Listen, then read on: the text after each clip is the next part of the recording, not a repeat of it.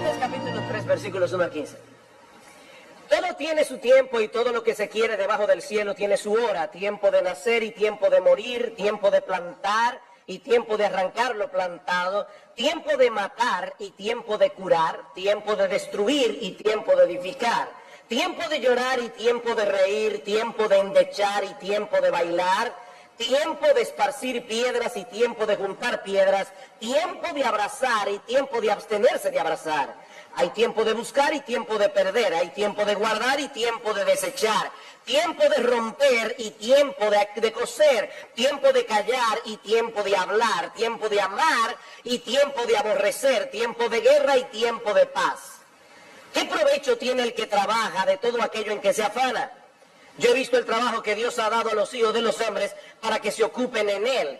Todo lo hizo hermoso en su tiempo y ha puesto eternidad en el corazón de ellos, sin que alcance el hombre a entender la obra que ha hecho Dios desde el principio hasta el fin.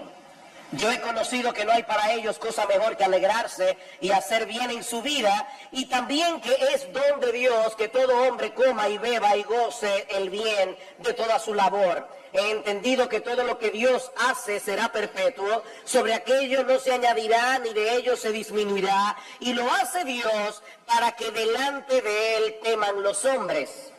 Aquello que fue ya es, y lo que ha de ser fue ya, y Dios restaura lo que pasó. En el año 1988, el poeta inglés William Ernest Henley publicó un poema sin título que luego sería conocido como Invicto, y que no es otra cosa que un himno, una oda de exaltación al espíritu de lucha, al espíritu de resistencia del ser humano.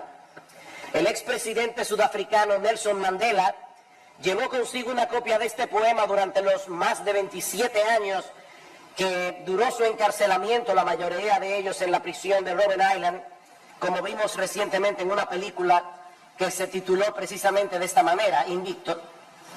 El poema dice en su última estrofa: no importa cuán estrecha sea la puerta ni cuán cargada de castigos la sentencia, soy el amo de mi destino, soy el capitán de mi alma.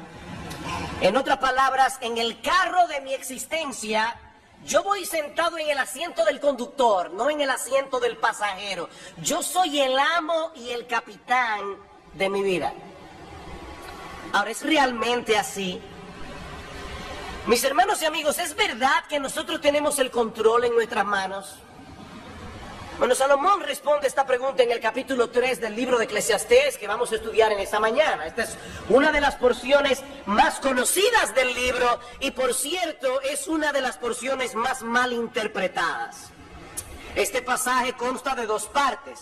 La primera, los versículos 2 al 8, es un poema que gira en torno a la idea del tiempo. La palabra tiempo se repite 29 veces en los primeros 8 versículos del capítulo 3 y una vez más en el capítulo 11. Y luego Salomón nos da algunas observaciones, de lo que él acaba de decir en el poema en los versículos 9 al 15. Ahora bien, ¿es este pasaje una exhortación para nosotros a hacer cada cosa en el momento apropiado, como mucha gente cree que este pasaje enseña?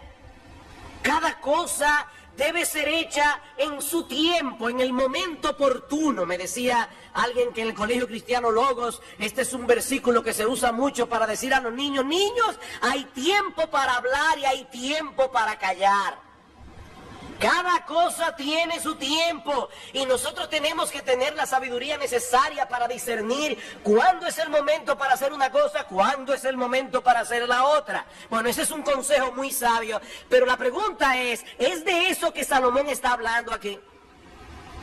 Bueno, si observamos el pasaje con detenimiento, veremos que todas las acciones descritas en el poema, nacer, morir, plantar, cosechar, todas ellas describen acciones humanas, acciones del hombre. Sin embargo, también vemos en el pasaje que a final de cuentas no es el hombre sino Dios el que tiene en sus manos el control. Por ejemplo, en el versículo 10, dice que es Dios quien asigna a cada cual el trabajo en el que debe ocuparse a lo largo de su vida. En el versículo 11 dice que Dios lo hizo todo hermoso en su tiempo y que por más que el hombre se afane, no podrá entender del todo qué es lo que él ha venido haciendo desde el principio. En el versículo 13 dice que el hecho de que un hombre pueda disfrutar del fruto de su labor, eso es un regalo de Dios, no simplemente el resultado de su propia diligencia o de su propia capacidad. En el versículo 14 dice que todo lo que Dios hace es perpetuo y que Él obra de cierta manera para hacer que los hombres teman delante de Él. Y finalmente en el versículo 15 dice que Dios restaura lo que pasó, o como dice la versión de las Américas, Dios busca lo que ha pasado. De manera, mis hermanos, que este pasaje no es un llamado para que el hombre trate de entender, trate de discernir cuándo es el momento apropiado para hacer las cosas, sino más bien una poderosa declaración de la soberanía de Dios sobre todas las circunstancias de la vida del hombre. No, nosotros no somos el amo de nuestro destino. No, nosotros no somos, a final de cuentas, el capitán de nuestras almas. Hay un refrán que muchos conocemos: el hombre dispone, pero Dios, el hombre propone, pero Dios dispone. Uno más del campo dice: una cosa piensa el burro y otro el que lo apareja. No, Dios está en control. Y nosotros podemos resumir la enseñanza de este pasaje en dos encabezados, que serán los puntos de mi mensaje en esta mañana. En primer lugar, Salomón nos enseña aquí que la soberanía de Dios lo abarca todo. La soberanía de Dios lo abarca todo, desde lo más grande hasta lo más pequeño, desde lo más trivial hasta lo más trascendental. Versículo 1, todo tiene su tiempo y todo lo que se quiere debajo del cielo tiene su hora. Nuestro Dios no solo creó todos los seres y cosas, sino que también gobierna su creación, de tal manera que todas las cosas ocurren en el momento preciso predeterminado por Él. Pablo dice en Efesios capítulo 1, versículo 11, que nuestro Dios hace todas las cosas, no algunas cosas, no el 50% de las cosas. Dios hace todas las cosas según el designio de su voluntad. Todas las circunstancias de nuestras vidas se encuentran bajo el control providencial de Dios. Es por eso que alguien definió el tiempo, y esta definición me encantó. Dice: el tiempo es un fragmento de la eternidad dado por Dios al hombre como una solemne mayordomía. ¿Qué es el tiempo? Es un fragmento de la eternidad que Dios le da al hombre para que el hombre lo administre. Se nos ha confiado, mis amados hermanos, un fragmento de la eternidad para que la administremos para la gloria de Dios.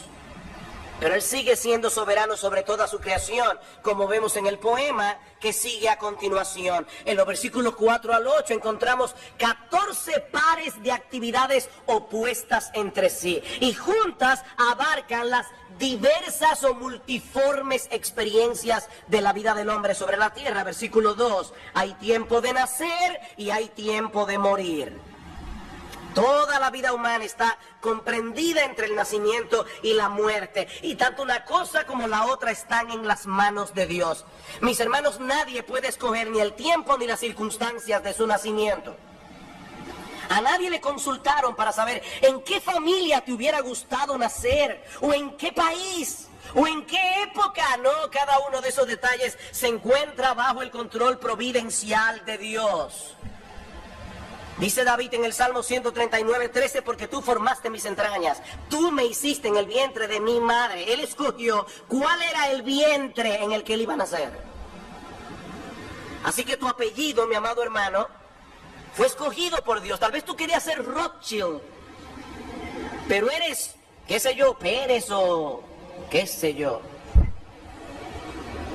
Dios te hizo en el vientre de tu madre y cada cosa que trajeron tus genes, cada información que trajeron tus genes fue la que Dios quiso darte. Mi embrión vieron tus ojos, dice en el versículo 16 del Salmo 139, y en tu libro estaban escritas todas aquellas cosas que fueron luego formadas sin faltar una de ellas.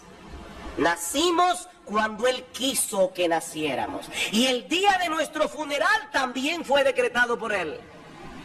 Hablando de la vida del hombre, dice en Job 14:5, y leo de la Biblia de las Américas, que nuestros días están determinados y el número de nuestros meses te es conocido, y has fijado nuestros límites para que nadie pueda sobrepasarlos. Dios le puso un límite a nuestra vida. Nacimos cuando Él quiso que naciéramos, y el día de nuestra muerte también está bajo su control providencial. ¿Y saben qué es lo más extraordinario de la providencia divina? Que Dios controla todas las cosas, Dios gobierna todas las cosas sin anular nuestra responsabilidad y sin dejar de tomar en cuenta nuestra iniciativa. Tú eres tú y haces lo que tú quieres, y Dios controla eso y hace que las cosas ocurran como Él quiere, haciendo que tú actúes como tú quieres.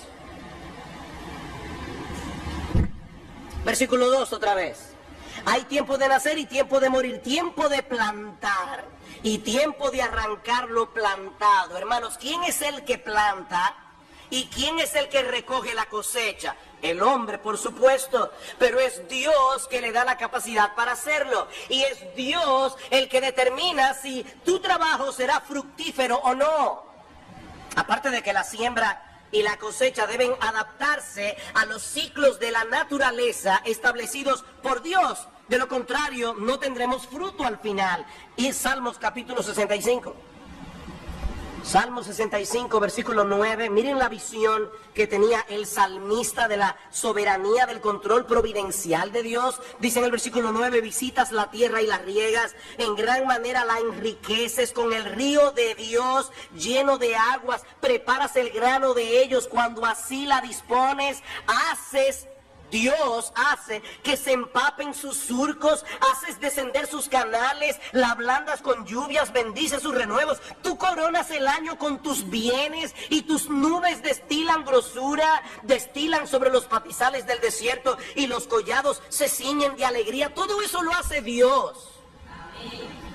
Él es soberano. De igual manera dice en el versículo 3 que hay tiempo de matar, refiriéndose probablemente a la pena capital que Dios instituyó en Génesis capítulo 9, versículo 6. Hay tiempo en que Dios le ha dado al Estado la potestad de quitarle la vida a alguien, y hay tiempo de curar. Dos personas enferman con la misma enfermedad, uno muere, la otra se cura. La pregunta es, ¿quién determina esto? Dice en Deuteronomio 32, 39 que Dios es el que hace morir y el que hace vivir. Yo hiero, dice Dios, y yo sano. También hay tiempo de destruir y tiempo de edificar. Nosotros vemos eso todo el tiempo. Algunas cosas son edificadas, otras son destruidas, y ninguna de ellas escapa al control soberano de Dios. Él destruyó la torre de Babel y Él le dio a Salomón la capacidad de construir el templo. Hay tiempo de llorar y tiempo de reír, tiempo de endechar y tiempo de bailar, dice en el versículo 4. En la providencia divina vendrán situaciones de gozo, vendrán situaciones de tristeza. Muchas veces te tocará reír y disfrutar de las cosas disfrutables de este mundo, mi amado hermano, amigo que estás aquí. Otras veces te tocará llorar y lamentar. Y tanto una cosa como la otra se encuentran bajo el control soberano de Dios. Dice en Lamentaciones capítulo 3, versículo 37, ¿quién será aquel que diga que sucedió algo que el Señor no mandó? De la boca del Altísimo no sale lo bueno y lo malo. De igual manera hay tiempo de esparcir piedras, hay tiempo de juntar piedras. La tierra de Palestina es una tierra muy pedregosa. De hecho hay una leyenda que dice que Dios le dio a un ángel un saco lleno de piedras para que la esparciera por el mundo entero, pero el ángel tropezó y la mayoría de las piedras cayeron en Palestina, llena de piedras. Por lo que los agricultores tienen que limpiar el terreno, tienen que recoger las piedras antes de poder arar y plantar. De hecho, nosotros vemos en la misma Biblia que una de las estrategias que se usaban en tiempos de guerra era sembrar de piedras el campo del enemigo para que no pudiera cosechar, dice en Segunda de Reyes, capítulo 3, versículo 19. Así que las cosas grandes, las cosas pequeñas están contempladas en el decreto de Dios. Hay tiempo de abrazar y tiempo de abstenerse de abrazar. Como muchas veces los suegros tienen que recordarle a sus futuros yernos. Este no es el tiempo de abrazar, amigo, espere la boda. Hay tiempo para todo. Hay tiempo de buscar y tiempo de perder, dice en el versículo 6. Yo estoy seguro que la mayoría de ustedes ha tenido en algún momento de su vida que tomar la decisión de dar por perdida una cosa que se ha extraviado. La buscan, pero en un momento dado tuviste que desistir porque Dios decidió que siguiera perdida. No la vas a encontrar. ¿O no es así? Y muy relacionado con esto, dice al final del versículo 6 que hay tiempo de guardar y hay tiempo de desechar. Y alguien decía que este versículo nos da autoridad bíblica para vender todo lo que ya no se usa en casa, o para regalarlo a otro que lo necesite. No podemos retenerlo todo el tiempo. Hay tiempo de romper y tiempo de coser. ¿Y eso qué significa? Bueno, en los días de Salomón, las personas solían rasgar sus vestidos cuando estaban atravesando por un periodo de profunda aflicción. Así que lo que Salomón nos está diciendo allí es que vendrán momentos en que el duelo será lo apropiado.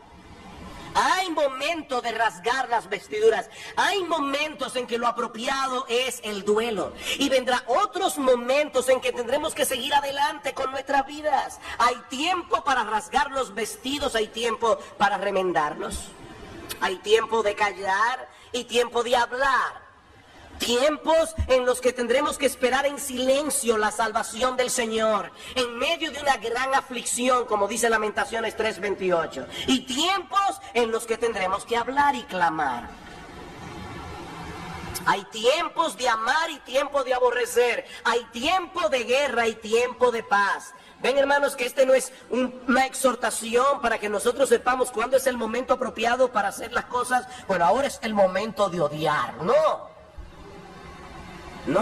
eso no es lo que el pasaje nos está enseñando. Lo que Salomón está reconociendo aquí es que las relaciones humanas también están contempladas en el control soberano de Dios. Hubo un tiempo en la historia de Israel en que ellos fueron aborrecidos y fueron esclavizados por los egipcios. Y hubo otro tiempo en que Dios movió el corazón de esos mismos egipcios para que favorecieran al pueblo de Israel y le dieran gratuitamente sus joyas. Hay tiempo de aborrecer y hay tiempo de amar.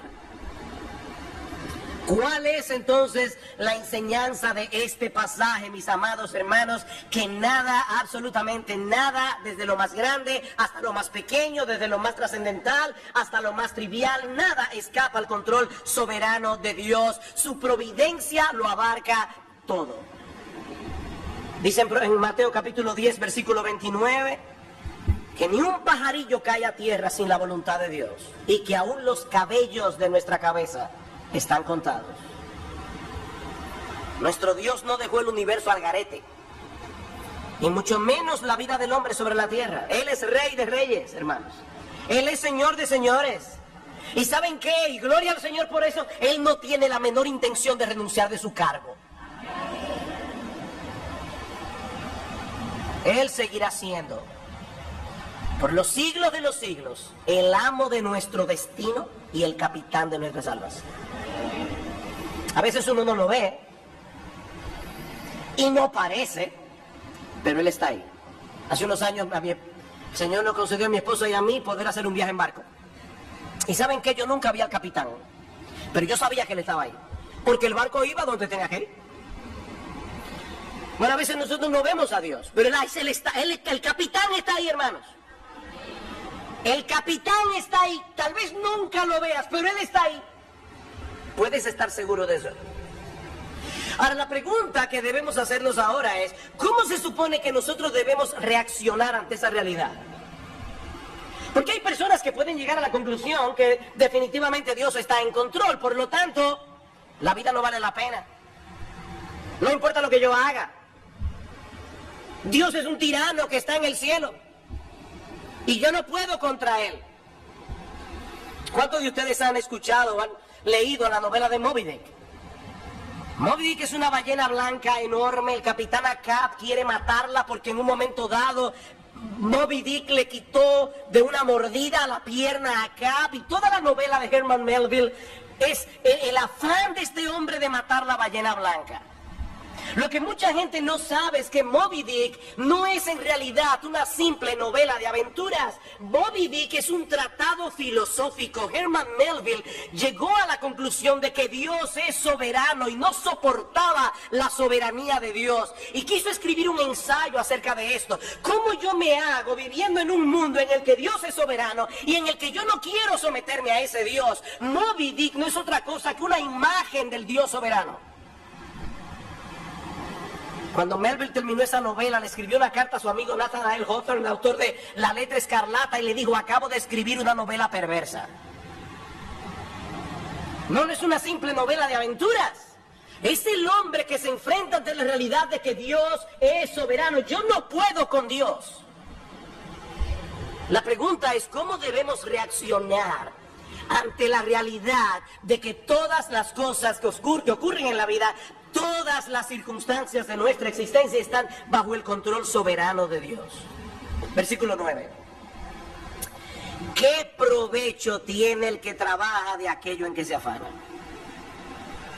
Si toda nuestra vida se desarrolla bajo los designios de la providencia de Dios, ¿en verdad podemos por nosotros mismos cambiar el curso de los acontecimientos y hacer que las cosas ocurran como nosotros queremos que ocurran?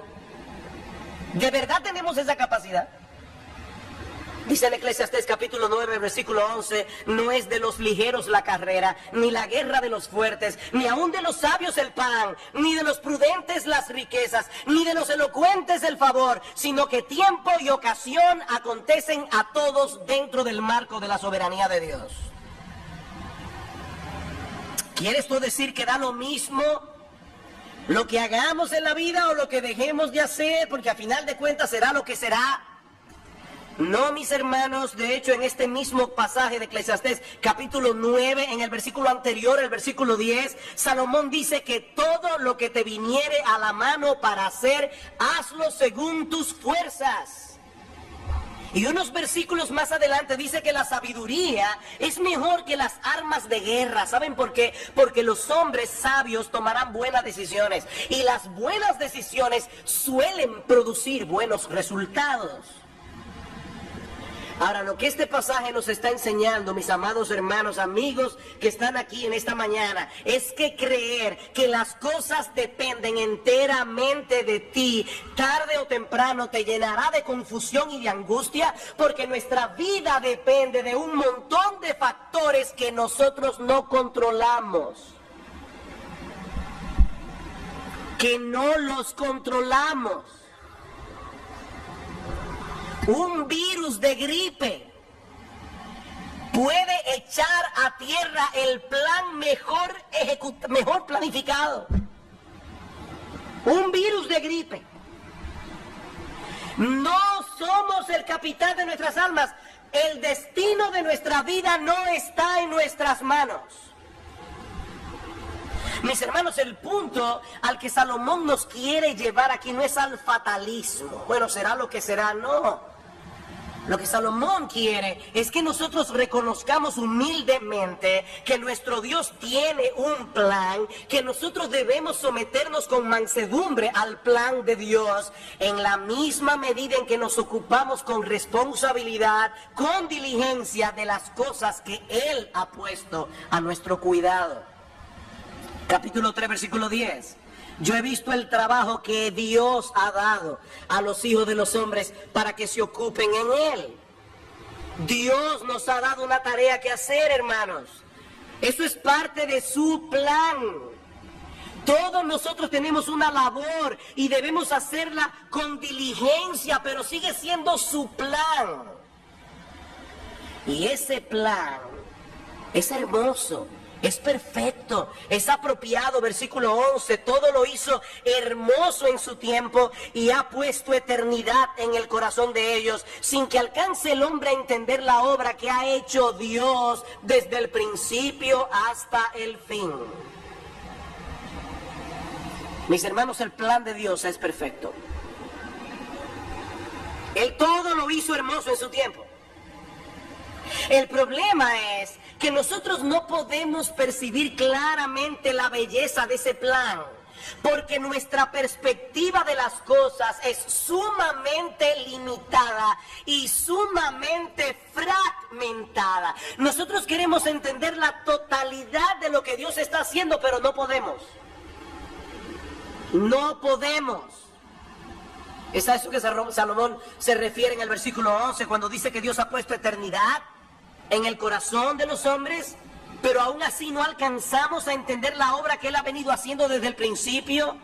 Como bien ha dicho alguien, nosotros nos parecemos a los miopes que avanzan a tientas a través de un lienzo, de un cuadro de vastas proporciones, en nuestro afán por llegar a captar hasta los más mínimos detalles de su diseño. Nosotros distinguimos lo suficiente como para poder reconocer en parte la cualidad de su textura, pero el diseño total del cuadro escapa a nuestra percepción. Nunca podemos distanciarnos lo necesario como para poder contemplar el cuadro como Dios lo ve. Él está viendo el todo, nosotros vemos una pequeña parte. Y ese es el gran problema del hombre sin Dios. Él desea comprender cuál es el sentido y propósito de todo lo que sucede a su alrededor, pero siempre termina en un callejón sin salida. Le faltan piezas para armar el rompecabezas. Estamos atrapados en el tiempo, pero tenemos eternidad en el corazón. Y esa es la razón por la que ninguna cosa de este mundo puede proveernos satisfacción permanente. Yo sé que esta frase se ha dicho mucho, pero porque se diga mucho no deja de ser verdad. Mi amigo, tú y yo tenemos en el corazón un hueco del tamaño de Dios. Tú puedes tratar de llenarlo con sabiduría, con títulos académicos, con placeres, con diversiones, con riquezas, con posesiones, fama, popularidad. Ese hueco es del tamaño de Dios. Nada lo va a llenar excepto Dios. A mí me encanta cómo lo dice C.S. Lewis en su libro Mero Cristianismo. Escuchen esto. Si encuentro en mí mismo un deseo que nada de este mundo puede satisfacer, la explicación más probable es que fui hecho para otro mundo. Sigue diciendo Lewis, si ninguno de mis placeres terrenales lo satisface, eso no demuestra que el universo sea un fraude. Probablemente los placeres terrenales nunca estuvieron destinados a satisfacer esos deseos, sino a excitarlos, a sugerir lo auténtico. Y en otro lugar, en otro libro, Lewis describe este anhelo, y esto sí que es precioso. Lewis describe este anhelo en el corazón del hombre como el olor de una flor que nunca hemos encontrado, el eco de una melodía que nunca hemos escuchado, las noticias de un país que no hemos visitado todavía. Mi amigo, Dios ha puesto eternidad en tu corazón. Eternidad. Te cuesta creer que algún día estarás en un ataúd. Te cuesta creer que esta vida sea todo lo que hay. ¿Sabes por qué? Porque esta vida no es todo lo que hay. Algún día entenderemos plenamente lo que no podemos entender ahora. Pero mientras tanto, Salomón nos da 3 consejos aquí. 3 consejos. En primer lugar, nosotros debemos hacer todo el bien que el Señor nos conceda hacer a lo largo de nuestra vida. Versículo 12, yo he conocido que no hay para ellos cosa mejor que alegrarse y hacer bien en su vida. O alegrarse en hacer bien. Mis hermanos queridos, todo evangélico sabe que la Biblia enseña que la salvación no es por obras, la salvación es únicamente por medio de la fe. Pero ¿saben qué? La Biblia también enseña claramente que nosotros fuimos salvados por Dios para buenas obras que Dios ha preparado de antemano para que anduviésemos en ellas. Y en Tito capítulo 2, versículo 14, dice que Cristo se dio a sí mismo para redimir de toda iniquidad un pueblo y purificarlo, un pueblo propio celoso de buenas obras. Descansar en la soberanía de Dios no debe llevarnos a la pasividad. Todo lo contrario. Porque Dios lo hizo todo hermoso en su tiempo. Cada creyente debe gozarse en ser parte de ese plan, haciendo con diligencia la labor que le corresponde en el tiempo que Dios le ha provisto.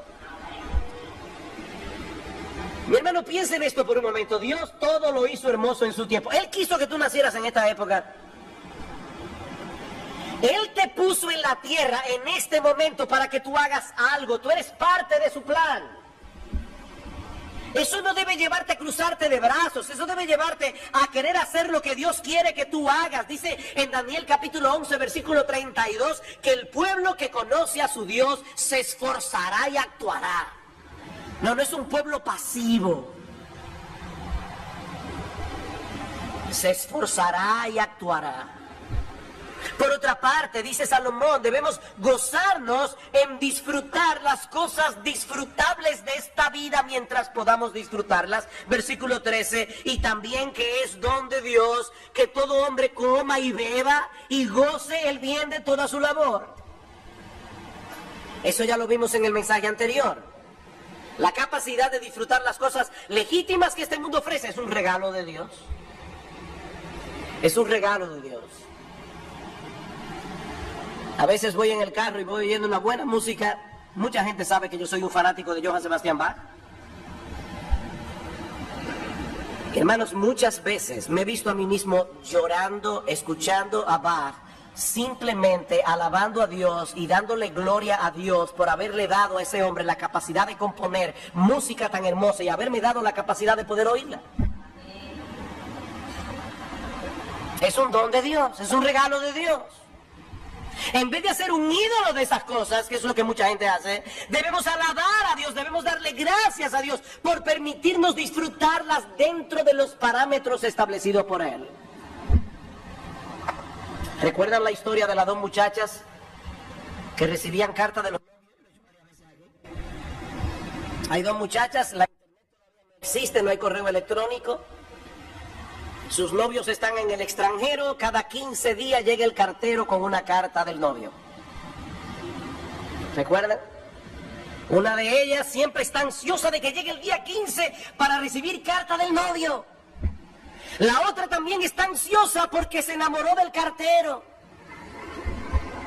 Ese es el problema de muchas personas, están enamoradas del cartero. Hermanos, las cosas que Dios nos permite disfrutar en este mundo son cartas de amor enviadas por Dios para que nosotros las recibamos con las manos llenas y demos gracias a Dios y alabemos a Dios por esas cosas. No para que hagamos un ídolo de ellas, no para que nos enamoremos del cartero. Y finalmente Salomón nos aconseja en este pasaje que dejemos a Dios ser Dios.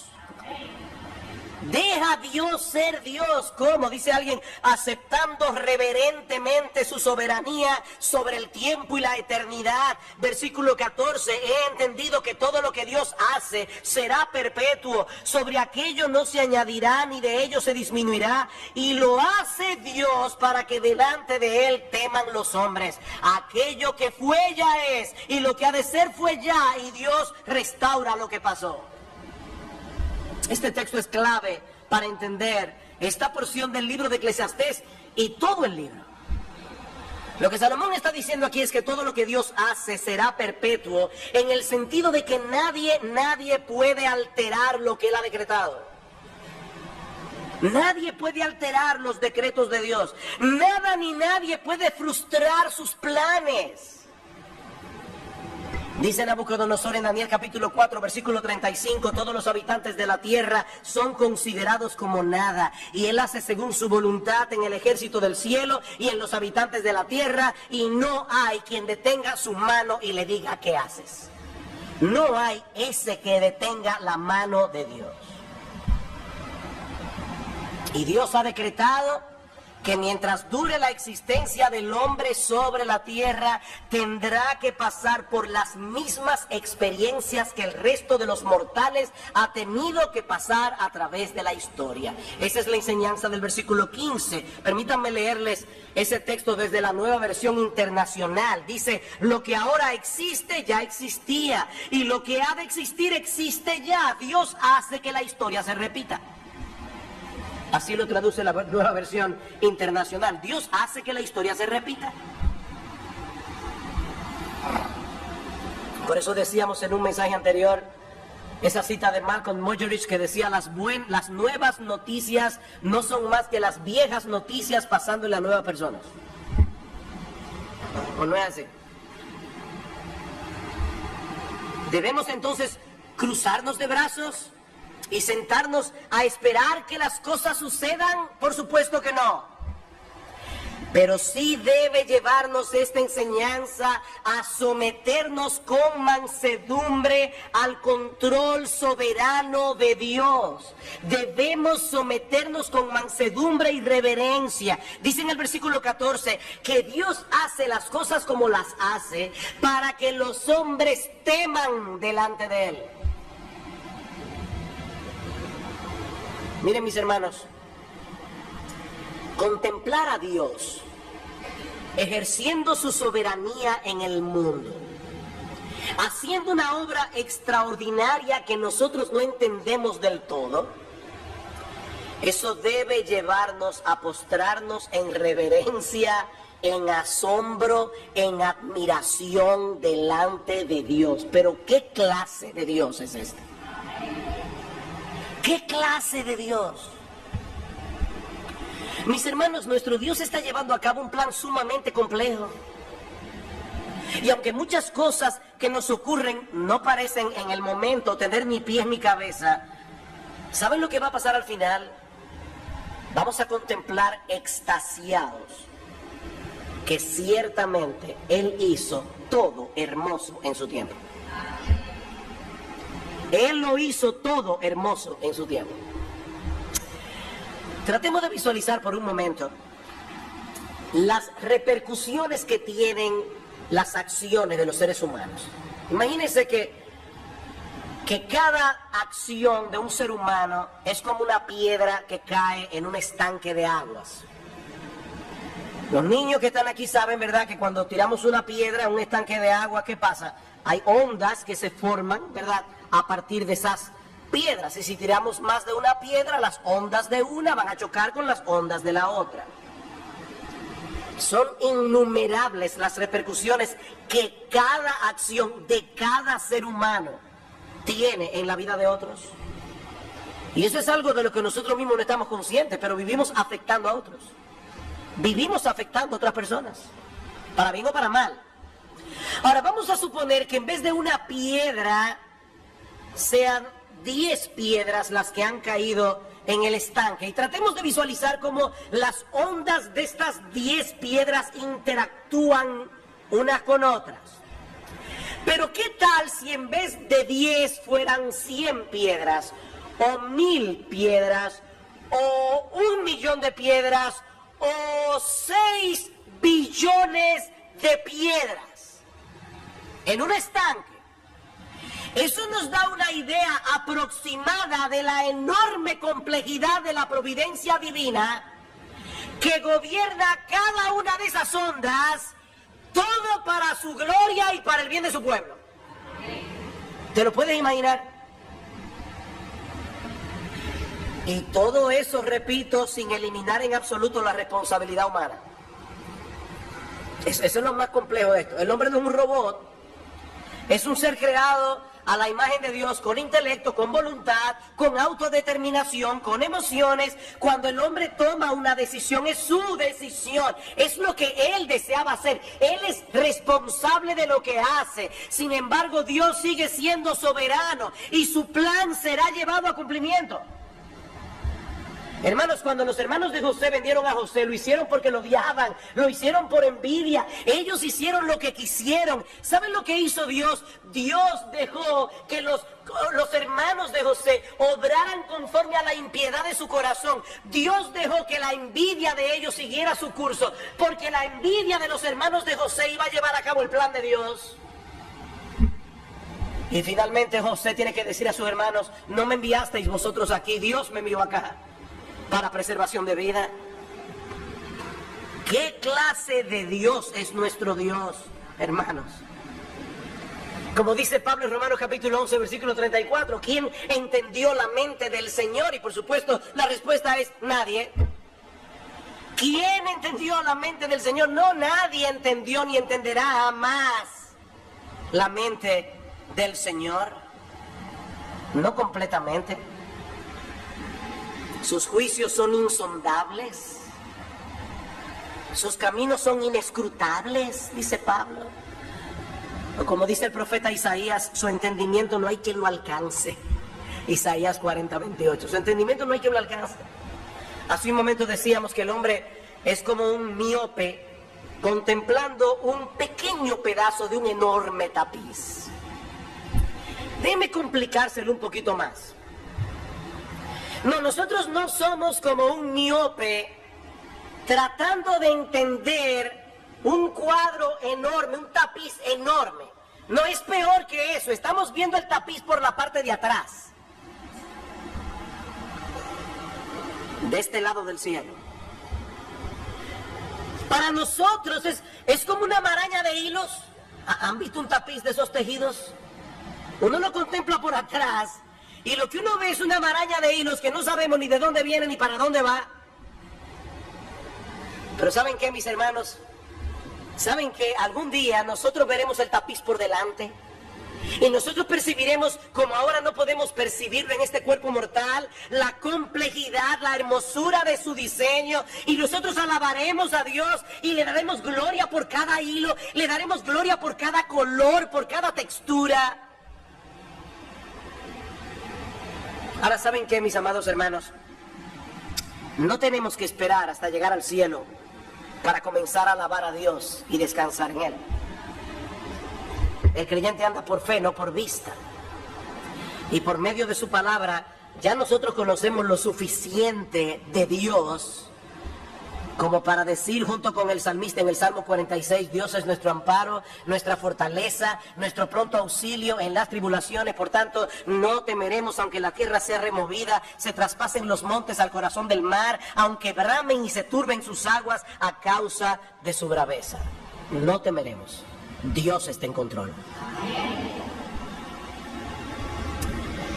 No, nunca podremos entender plenamente los pensamientos y caminos de Dios, pero sí podemos confiar en Él, aunque la vida duela. Porque nuestro Dios es infinitamente sabio, nuestro Dios es infinitamente digno de confianza. ¿Quieres ver un ejemplo extraordinario de cómo Dios ejerce su control providencial sobre las circunstancias de esta vida para llevar a cabo sus decretos soberanos? Estudia la vida del Señor Jesucristo. Estudia la vida de Cristo. Pablo dice en Gálatas capítulo 4, versículo 4, cuando vino el cumplimiento del tiempo, Dios envió a su Hijo, nacido de mujer y nacido bajo la ley. El Señor Jesucristo nació en el momento preciso en que debía nacer, cuando ya todo estaba preparado para ese evento. Y luego esperó pacientemente 30 años, el momento preciso para darse a conocer al pueblo de Israel. ¿Y cuáles fueron las primeras palabras que Cristo predicó en su ministerio público? Marcos 1:15, el tiempo se ha cumplido y el reino de Dios se ha acercado. Arrepentíos y creed en el Evangelio, el tiempo se ha cumplido. Cristo tenía un horario establecido por Dios. Es por eso que cuando los judíos quisieron echarle mano antes del momento trazado por Dios en su calendario. Dice en Juan capítulo 7, versículo 30, que no pudieron hacerlo porque aún no había llegado su hora. No había llegado su hora. Cristo iba a dar su vida en la cruz del Calvario, pero en el tiempo de Dios, no en el tiempo nuestro. Dice en Juan 13:1, que antes de la fiesta de la Pascua, sabiendo Jesús que su hora había llegado, ahí le lavó los pies a los discípulos y orando al Padre en Juan capítulo 17, versículo 1, dice el Señor: Padre, la hora ha llegado, glorifica a tu Hijo, para que también tu Hijo te glorifique a ti. Es por eso que Pablo dice en Romanos 5:6 que Cristo a su tiempo murió por los impíos. A su tiempo. Conforme a ese calendario divino, resucitó de los muertos al tercer día, ascendió a los cielos, está sentado a la diestra de Dios. ¿Y saben qué, mis amados hermanos? En el momento preciso Jesucristo volverá. Volverá. 1 Timoteo capítulo 6, versículo 13. Me encanta este pasaje. 1 Timoteo capítulo 6, versículo 13. Timoteo, te mando delante de Dios, que da vida a todas las cosas, y de Jesucristo, que dio testimonio de la buena profesión delante de Poncio Pilato, que guardes el mandamiento sin mácula ni reprensión hasta la aparición de nuestro Señor Jesucristo, la cual a su tiempo mostrará el bienaventurado y solo soberano Rey de reyes y Señor de señores. Jesucristo volverá, y volverá a su tiempo. Queridos hermanos, nosotros podemos confiar en el Señor y podemos dejar en sus manos las circunstancias de nuestra vida, porque Él sabe lo que Él está haciendo. Él sabe, y Él sabe cuándo es el momento apropiado para llevar a cabo cada cosa. A veces nos da la impresión de que Dios está tardando demasiado. ¿Qué es lo que pasa? No, mis hermanos, nuestro Dios nunca llega tarde. Nuestro Dios nunca llega tarde. Él lo hace todo hermoso en su tiempo. En su tiempo. Dice el salmista en el Salmo 34:1, bendeciré a Jehová en todo tiempo. ¿Por qué? Porque sabemos que Él está en control. Sabemos que no importa la situación por la que estemos atravesando, Dios sabe lo que Él está haciendo. Podemos bendecir a Jehová en todo tiempo. Mas yo en ti confío, dice David en el Salmo 31, en tu mano están mis tiempos. Wow, en tu mano están mis tiempos. Aún el tiempo de endechar, aún el tiempo de llorar, aún el tiempo del duelo, aún el tiempo de rasgar los vestidos. En tu mano están mis tiempos.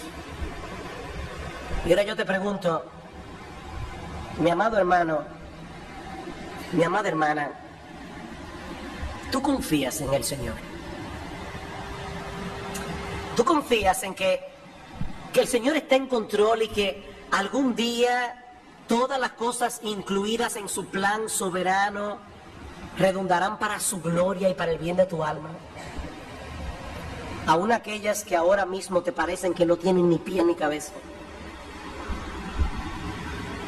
¿Puedes tú esperar pacientemente la salvación del Señor? Y orar al Señor, y orar al Señor un día, una semana, un mes, un año, 10 años, 20 años. En estos días leí una cosa sorprendente. John Flavel, un gran ministro puritano, predicó un sermón en una iglesia y le oró al Señor: Señor, yo quiero que este sermón salve a algunos. Había un jovencito sentado en la iglesia con 15 años de edad que no prestó para nada atención al llamado del evangelio en ese momento. Vivió una vida perdida, completamente perversa. Llegó a los 100 años de edad. Y cuando ese jovencito tenía 100 años de edad, recordó vívidamente ese sermón que había escuchado a los 15 años, 85 años atrás, y se convirtió al Señor. Es oración de Flavel. fue respondida en su tiempo. En su tiempo. Y si hay alguno aquí que todavía no ha venido a Cristo en arrepentimiento y fe, mi amigo, este pasaje tiene algo que enseñarte a ti también. El Dios que tiene en sus manos el control de las cosas te trajo hoy a esta iglesia. Dios te trajo aquí. Y Dios te trajo para que escuches su palabra, porque Él hoy te está dando la oportunidad. Hoy el Dios que maneja el tiempo te está dando la oportunidad de venir a Cristo en arrepentimiento y fe. Dice en 2 Corintios capítulo 6, en tiempo aceptable te he oído y en día de salvación te he socorrido. He aquí ahora es el tiempo aceptable. He aquí ahora el día de la salvación. Este es el tiempo de Dios. Tú no tienes la menor idea de lo que va a pasar con tu vida mañana. Lo único que sabemos es que ahora estás escuchando su palabra, ahora estás en medio de su pueblo, ahora tienes tiempo de venir a Cristo en arrepentimiento y fe. Mi amigo, no desprecies la oportunidad que Dios está dando. Este es el tiempo aceptable. Este es el día de la salvación.